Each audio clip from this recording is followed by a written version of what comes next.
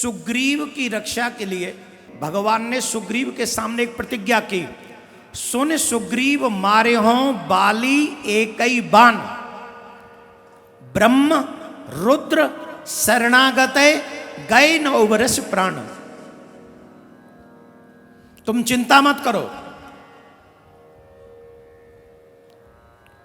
मैं आज तुम्हारे सामने प्रण करता हूं, आज मैं बाली को एक ही बाण से मार दूंगा। सुग्रीव लड़ने गए, बाली को ललकारा, बाहर निकलो युद्ध करो,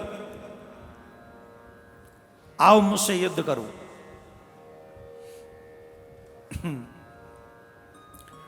जब वो जाने लगा बाली, तो बाली की पत्नी ने उसको समझाया,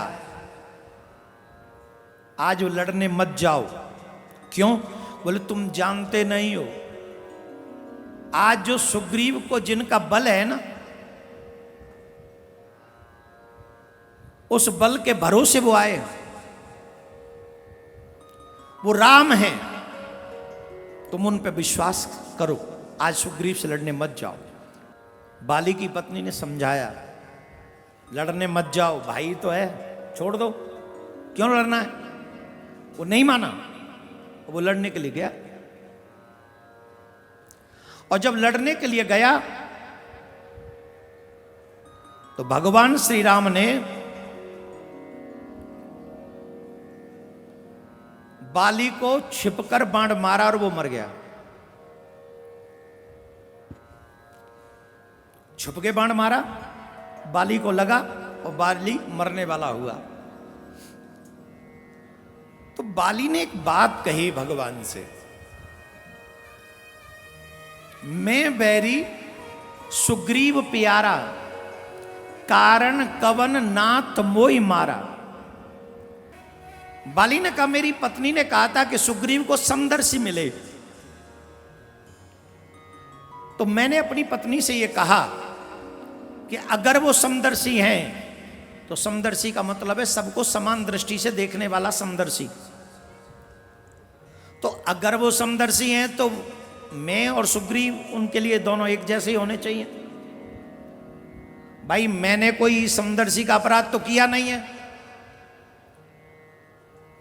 मैंने समदर्शी का कोई अपराध तो किया नहीं है, मैं उनका शत्रु नहीं हूं।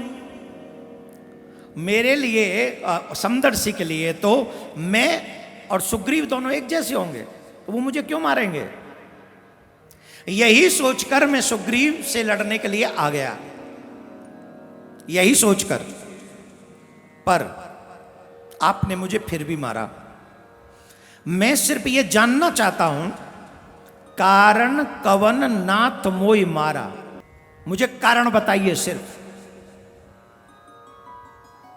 और कुछ नहीं जानना मुझे।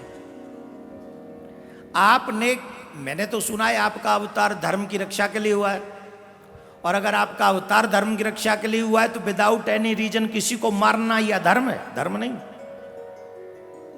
कोई तो रीजन होगा ना मुझे मारने का। भगवान बोले, और बाली ने बात कही, धर्म हे तो अवतरेउ गुसाई, मारेउ मोय व्याध की नहीं। आपका अवतार धर्म के लिए हुआ है, फिर आपने मुझे ऐसे मारा क्यों? कोई रीजन तो बता दीजिए। भगवान बोले, सुनो, छोटा रीजन नहीं, बहुत बड़ा रीजन है। भगवान श्री राम कहते हैं, पुत्र वधू भगनी सुत नारी, सुन सठ कन्या सम ये चारी, इन्हीं कुदृष्टि बिलोके जोई, ताय बधे कछु पाप न होई। 4, छोटे भाई की पत्नी, पुत्र की पत्नी, बहन और बेटी।